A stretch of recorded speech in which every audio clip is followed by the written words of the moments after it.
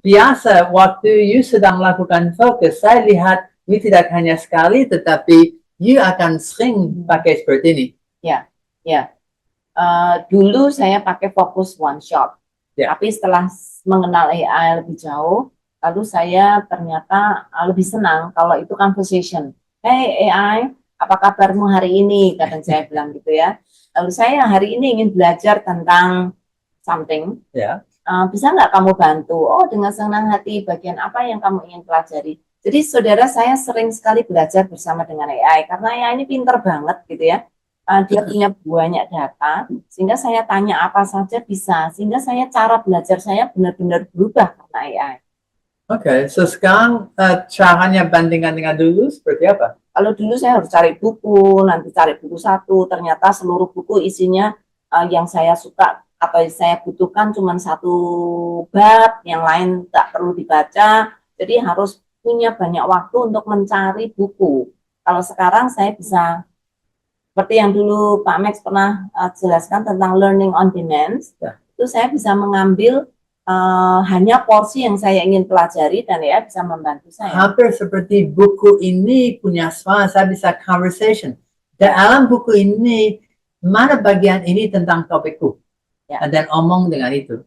Ya, dan saya lihat orang yang mulai lebih banyak pengalaman akan mulai lebih interaktif. Dan mereka sadar AI tidak hanya answer machine, dan jelas berapa beda dengan Google. Dan saya lihat Alkitab GPT ada contoh terbaik untuk saya. Alkitab GPT itu conversational Bible seperti Alkitab bersuara, bukan drama audio, tapi itu betul bersuara. Saya tanya, Jerusalem, apa itu? Wah, arti kata itu, Ibrani, Jeru and Shalom, Shalom, selamat. Jeru Shalom, and bisa mulai menggali, and bisa just daripada itu diskusi dan mendalami, dan Alkitab GPT adalah conversational Bible. Dan itu nanti bisa kemana-mana, Pak. betul. Jadi kalau dia udah jelaskan tentang, Yerusalem itu seperti ini, selalu saya tanya, apa latar belakang kota Yerusalem dulu, bagaimana bisa terjadi, dia akan jelaskan lagi. Dari word study sampai kepentingannya sejarah, daripada dulu sampai sekarang, and itu yang luar biasa. It's conversational, sama dengan punya kelompok PA dan teman-teman, and salah satu yang ahli, and lalu ketika saya tanya macam-macam gitu, dia jelaskan, lalu saya baru sadar, ternyata saya tuh nggak terlalu paham dengan peta Israel. Lalu saya tanya dia, wah saya kurang paham tentang peta di Israel. Kalau kamu bisa jelaskan Yerusalem itu ada di bagian mana? Lalu dia jelaskan lagi gitu ya. Betul. Jadi conversation tuh benar-benar bisa mengalir sampai kemana, mana yang saya tidak tahu dia akan jelaskan. Ya, itu conversation. Seperti sekarang sedang ngobrol, untung ada slide atau nanti kami sedang ngomong sampai kemana. Dan tadi yang poin ketiga, PA, satu kali saya sudah pernah ceritakan ini, tetapi setiap pagi sabda akan PA, tapi satu kali semua bertemu di gereja bersama dan saya di situ, dan semua punya kelompok 3-4 orang dan saya sendiri. Saya mikir, saya masih mau PA. Kali itu saya ingat ada AI di depanku. So saya bilang ke AI, saya ingin PA kelompok. Saya ingin akan ada 4 orang dalam kelompok ini. Saya perlu satu, yang akan mimpin kelompok. Saya perlu 2 participant yang akan ikut kelompok dan saya. Saya mau PA daripada, kalau saya ingat itu Roma atau seperti. And sekarang ini topiknya. Apakah Anda siap untuk pimpin dan lanjut? Yes. Dan untuk yang perikop itu baca, itu tanya, pihak pertama jawab, pihak kedua jawab dengan bagus, itu tanya aku, saya jawab, berdasar itu ada respons, dan ada kelompok PA 4 orang, hanya 1 yang nyata dan 3 yang maya, yang dipimpin oleh AI-nya untuk kurang lebih 20 menit, dan bagus karena setiap opini daripada pihak satu beda dari pihak kedua, yang leader menolong untuk fasilitasi, untuk respon, untuk menggali dari aku, and and is really fun. Jadi kalau nggak ada teman PA, kita bisa membuat imaginary friends untuk melakukan PA. Nah, bukan seperti film If, Imaginary Friends yang kemarin weekend ini nonton ada film kartun bagus dari yang nama If, Imaginary Friend, fun. Tetapi ini actually AI friends. And so, 4 orang, 1 nyata, 3 maya, dan pimpinan itu dari dalam AI. So, itu satu contoh. Contoh yang lain itu waktu awal Agustus, Evangelism Explosion punya pertemuan daripada semua pengurus, semua pimpinan nasional, regional, yang tahunan, dan mereka sampai punya lebih dari 100 orang yang datang. And untuk itu bikin simulasi seperti apa? Saya bilang ke AI, saya mau Anda AA expert, sudah ahli, sudah tahu 2 pertanyaan dasar, 4 hukum, dan itu sudah grounding untuk itu bisa dari suara dan pengertian Evangelism Explosion. And then satu pihak lain yang adalah baru lulus daripada universitas, punya pertanyaan masa depan, and okay, sekarang interaksi mereka itu jadi simulasi untuk training bagaimana orang yang latihan akan menjangkau orang itu. Dan untuk latihan penginjilan bolak-balik, dan setelah itu bagaimana untuk meng-rating dan evaluasi simulasi diri sendiri, AI bisa lakukan itu juga. Itu conversational. Sampai AI yang bikin conversation dan mengevaluasi hasil dari conversation. Satu lain yang lebih standard itu untuk counseling. Saat ini tidak hanya Alkitab GPT, tapi sedang bikin satu counseling GPT. Nah, itu lebih sulit dan harus betul hati-hati karena sekarang depresi dan omong tentang saya sudah capek dengan semua, saya mau mengakhirkan itu. Gimana? Atau orang yang bisa curhat, biasa dunia terlalu sibuk untuk dengar, tetapi AI bisa mengarahkan mereka kepada orang, tanya, apakah Anda punya teman untuk bisa berbicara tentang itu? Dan untuk seperti hotline atau Christian counseling, tapi itu sangat perlu semua skills untuk listening, untuk tahu mana masalahnya. Semua skills daripada kasih dan daripada firman. Untuk itu bisa jawab dengan cara yang seperti satu pendeta yang dah hanya baik hati tapi pengalaman hidup yang lama yang pedulikan, dan satu Christian counselor tak hanya yang Alkitabiah tetapi punya hikmat juga. And itu bisa jadi sesuatu yang 2 arah, saya seperti orang yang and then masalah situasi yang curhat, and then pihak AI yang menjawab. Itu conversational juga. Jadi kita bisa setting ya peran apa dari masing-masing itu. Jadi kita kasih tahu AI kita ingin berbicara dalam satu kelompok, misalnya kelompok konseling gitu, satu siapa, satu perempuan, laki-laki, nanti bisa pakai suara juga ya Pak? Well, ya ada tempat untuk suara tetapi baca aja.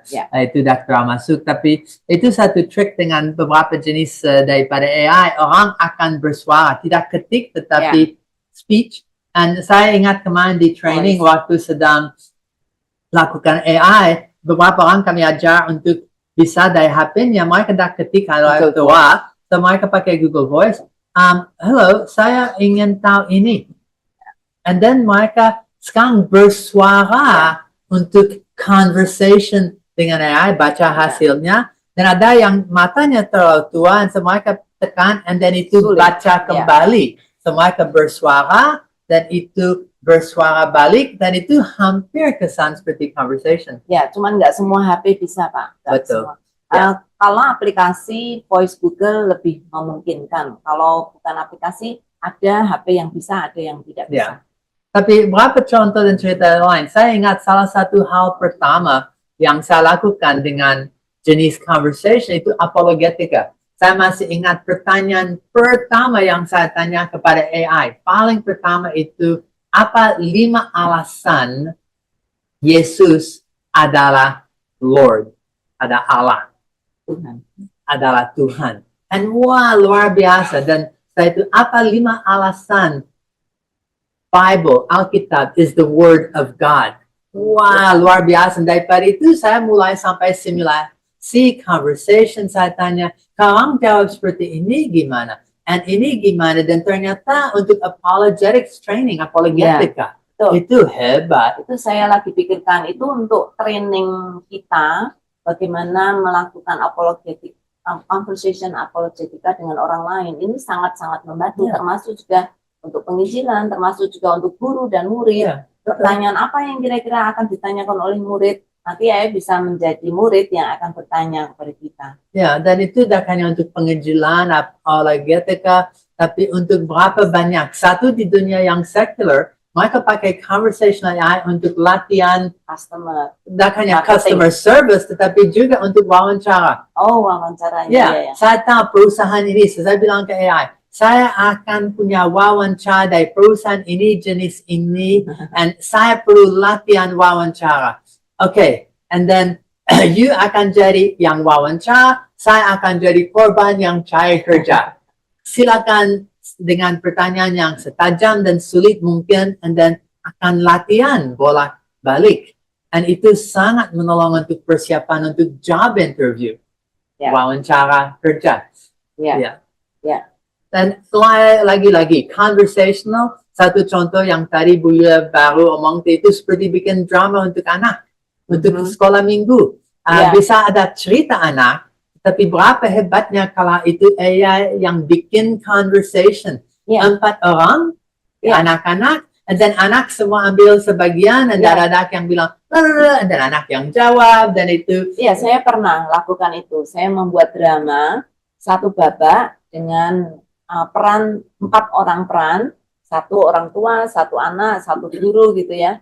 Lalu saya kasih penjelasan tentang dramanya itu tentang apa, judulnya apa. Lalu ya membuatkan saya satu drama untuk percakapan 4 orang, dan itu sangat menarik sekali. Dan lebih lucu sekarang itu manusia yang menghidupkan, mengconversation dramakan, ya conversation yang dibikin oleh AI. AI yang bikin script, manusia yang suarakan. Ya, itu tadi Bapak akan membuat naskah podcast. Ya. Ya. Nah, tadi contoh yang Alex dan Tom podcast itu termasuk pertanyaan dari Mark dan Sarah. Semua itu maya, tetapi itu memberi cara yang sangat beda untuk masuk dan menggali dalam topik ini.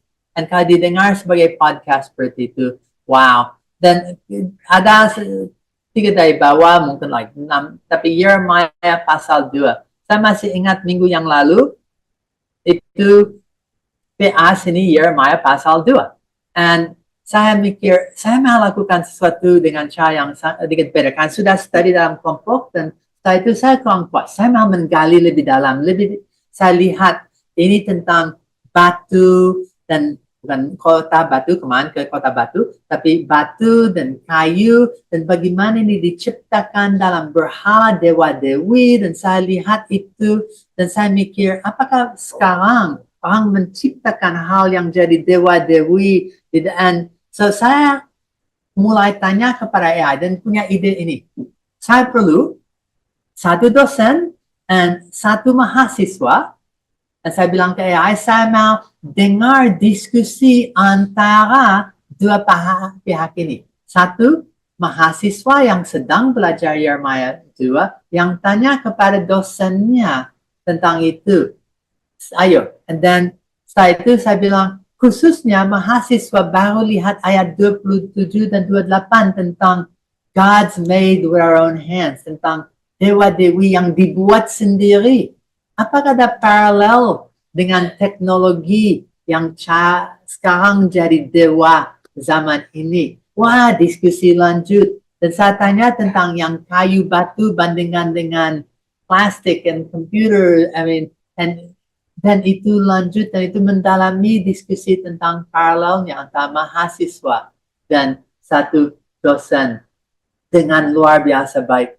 And itu cara untuk belajar Alkitab yang sangat, saya akan bilang, kuno. Karena zaman dulu, daripada Yunani, Socratic method, diskusi antara dosen dan mahasiswanya, siswanya, kalau lihat rabbinic, pertanyaan, dan Yesus jawab, pertanyaan, dan sekolah rabbi, dan semua ikut, dan cara untuk conversational learning. Tidak hanya learning on demand, omong tentang AI dan pendidikan, tapi sampai tingkat conversation learning terbuka. Dan dengan Yeremiah kedua, wah, berapa fun dan berapa dalam insights tentang Yeremiah kedua dalam konteks teknologi dan AI zaman digital ini. Wah, hebat apa yang bisa dilakukan. So, okay.